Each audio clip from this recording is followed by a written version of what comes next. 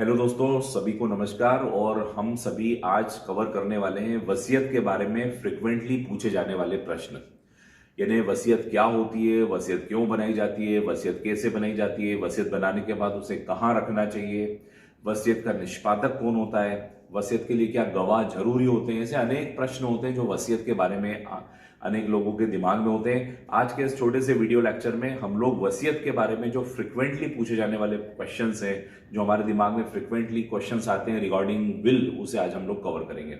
So today we are going to cover very important topic, frequently asked questions relating to will, वसीयत से संबंधित महत्वपूर्ण प्रश्न।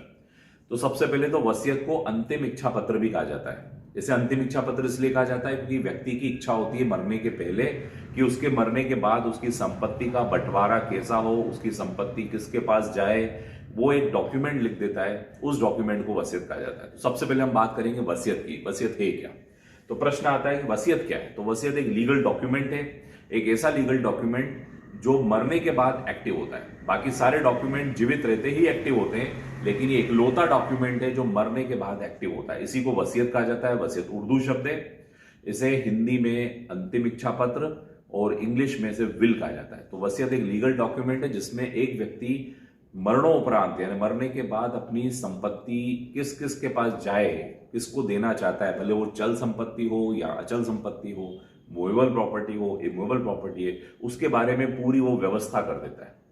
तो ऐसी स्थिति में इसी को ही वसीयत कहा जाता है। अब वसीयत बनाने के क्या लाभ है? तो वसीयत बनाने का लाभ यह है कि भविष्य में वसीयत अगर नहीं बनाई जाती तो भविष्य में हो सकता है कि आपके जो लीगल हेयर्स हैं, जो आपके सक्सेसर हैं, यानी जो आपके पुत्र पुत्रियां हैं, उनमें प्रॉपर्टी को लेकर क्या हो जाए, विवाद हो जाए।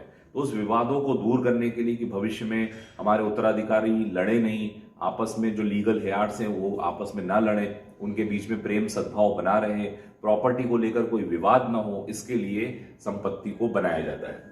संपत्ति न करने से क्या हानि होगी? सीधी सी बात है, अगर आप वसीयत नहीं बनाएंगे तो आगे चल के प्रॉपर्टीज को लेकर डिस्प्यूट्स अराइज होंगे। तो आप अगर चाहते हैं कि आपके सक्सेसर लड़े नहीं तो वसीयत जरूर बनानी चाहिए। कौन वसीयत बना सकता है? तो ऐसा व्यक्ति वसीयत बना सकता है जो खुद स्वस्थ चित्त हो, मतलब दिमागी रूप से स्वस्थ हो, बिना किसी दबाव प्रभाव के हो, बिना किसी नशे में हो, 18 साल से ऊपर हो और प्रॉपर्टी का मालिक हो, यानी जो व्यक्ति संपत्ति का स्वामी है। किसी और की संपत्ति को हम वसीयत नहीं कर सकते। किसे किसे हक है? तो मैंने आपको बताया, जो व्यक्ति चल अचल संपत्ति जो बनाता है, जो व्यक्ति संपत्ति का स्वामी होता है, वही व्यक्ति संपत्ति वसीयत को बना सकता है। कब बनाएगा? अभी प्रश्न उठता है कि वसीयत कब बनाई जानी चाहिए। क्या वसीयत वृद्धावस्था में बनाई जानी चाहिए या जब मरने की आशंका हो तब बनाई जानी चाहिए? ऐसा नहीं है। वसीयत नॉर्मली कभी भी बनाई जा सकती है। यानी किसी व्यक्ति को, आप सभी को पता है कि मृत्यु जो है अवश्यंभावी है और मृत्यु अनिश्चित होती है, कभी भी हो सकती है। तो इसमें देर नहीं करनी चाहिए। यहां पर लॉ ये कहता है कि जो व्यक्ति 18 साल से ऊपर हो चुका है वो वसीयत बना सकता है। तो कभी भी इस बात का इंतजार नहीं करना चाहिए कि वृद्धावस्था हो तब हम वसीयत बनाएं या मरने की आशंका हो तब हम वसीयत बनाएं, क्योंकि मृत्यु अनिश्चित होती है।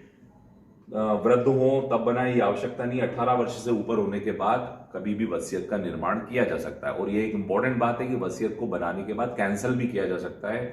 वसीयत को बनाने के बाद उसमें रद्दोबदल भी किया जा सकता है, फेरबदल भी किया जा सकता है। कैसे बनाए वसीयत? तो वसीयत बनाने के लिए लिखित में एक डॉक्यूमेंट, एक कागज पे लिखना होता है। यहाँ पर रजिस्ट्रेशन जरूरी नहीं है, स्टैंप ड्यूटी जरूरी नहीं होती है। वसीयत की इकलौता दस्तावेज है जिसमें रजिस्ट्री जरूरी नहीं है, स्टैंप ड्यूटी जरूरी नहीं है। तो इसीलिए आप इसको सादे कागज पे भी बना सकते हैं। और बस ये है कि हस्तलिखित होना चाहिए, जरूरी नहीं। अगर हस्तलिखित नहीं भी हो और आप टाइप कर देते हैं तो उसमें सिग्नेचर होना चाहिए। आपके प्रत्येक पेज पे सिग्नेचर होना चाहिए। या तो हस्तलिखित हो, उसमें साइन होना चाहिए, टाइप हो, और भाषा ऐसी हो जिस भी भाषा में जो व्यक्ति समझता है उस भाषा में बनाई जा सकती है वसीयत, लेकिन अंडरस्टेबल होना चाहिए, भाषा समझने योग्य होना चाहिए। ये इंपॉर्टेंट पॉइंट है। क्या क्या शामिल है?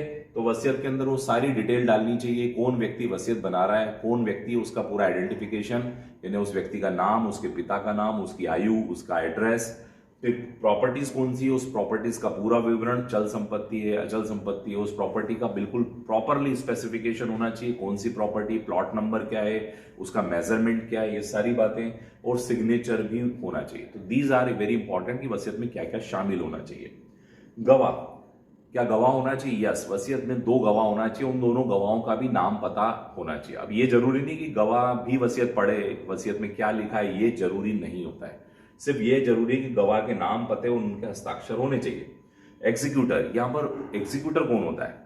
कई बार वसीयत बना के किसी अन्य व्यक्ति को दे दी जाती है, और एग्जीक्यूटर जैसे परिवार का कोई एक लॉयर है, परिवार का कोई सीए है या सीएस है, या परिवार का कोई एक वेरी क्लोज फ्रेंड है, उनको भी वसीयत दे दी जाती है और ये इंस्ट्रक्शन दिया जाता है कि मरने के बाद इसे हमारे लीगल हेयर्स के सामने पढ़िएगा। तो एग्जीक्यूटर फैमिली मेंबर हो सकता है, फैमिली फ्रेंड हो सकता है, लॉयर हो सकता है, सीए हो सकता है। ये लोग एग्जीक्यूटर होते हैं। मरने के बाद उस व्यक्ति ने जिसने संपत्ति बनाई है, वसीयत बनाई है, उसके लिए वो वसीयत आखिरी में पढ़कर सुनाता है।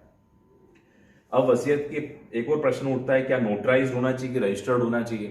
तो मैंने आपको बताया कि वसीयत के लिए ये सारी बातें जरूरी नहीं है, लेकिन नोटराइज्ड है तो ज्यादा स्ट्रांग हो जाती है और रजिस्टर्ड है तो और ज्यादा स्ट्रांग हो जाती है। मतलब अब जो है डिस्प्यूट की संभावनाएं कम हो जाती है। ऑथेंटिसिटी, अगर रजिस्टर्ड है तो ये माना जाता है कि जो निष्पादक है वो उसको रजिस्ट्रार कार्यालय वो आया होगा और वहां उसने पूरे अपने सिग्नेचर किए हैं, यानी रजिस्ट्रार कार्यालय उसने विजिट किया है, तो ये ज्यादा ऑथेंटिसिटी हो जाती है।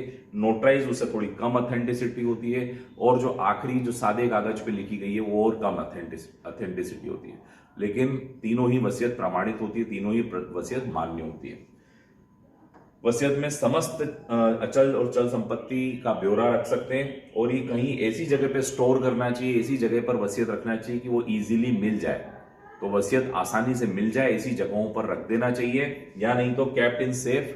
आजकल तो लॉकर की फैसिलिटीज भी दी जाती है बैंकों द्वारा भी, कि उस लॉकर में भी रखी जाती है, एग्जीक्यूटर को भी दे दी जाती है, ताकि वसीयत व्यक्ति के मरने के बाद इजीली सामने आ जाए। तो इन बातों का विशेष ध्यान रखना चाहिए। आज हम लोगों ने वसीयत के बारे में जो डाउट्स थे, जो मन में प्रश्न थे, उनको आज हम लोगों ने कवर किया है। ऐसे अगले फ्रिक्वेंटली आस्क्ड क्वेश्चंस के लिए नया टॉपिक जो रोजमर्रा के जीवन में, डेली रूटीन के लाइफ में इंपॉर्टेंट होता है, उसको लेकर मैं शीघ्र ही आपके सामने फिर से आऊंगा। Thank you for watching this video. Kindly subscribe my channel law easy. Thank you so much.